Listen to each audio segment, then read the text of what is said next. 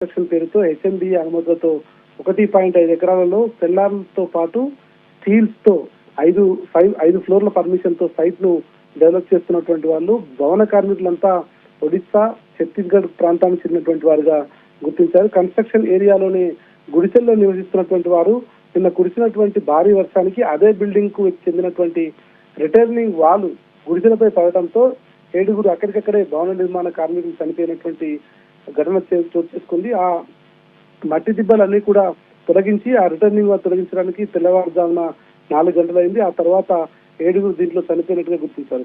మరో 5 కూలీలకు కూడా తీవ్ర గాయాలయ్యాయి. వారిని స్థానికంగా ఉన్నటువంటి మమతా హాస్పిటల్లో చికిత్స కోసం తరలించారు. ఇక భవన నిర్మాణ కూలీలపై గోడ కూలినందన్న సమాచారంతో జిహెచ్ఎంసీ, ఎన్డీఆర్ఎఫ్ సిబ్బందితో పాటు పోలీసులు కూడా జేసీబీల సాయంతో రాత్రంతా ఇక్కడే ఉండి కష్టపడి మృతదేహాలను వెలికి తీసినటువంటి ఘటన చోటు చేసుకుంది. గాంధీ హాస్పిటల్ కి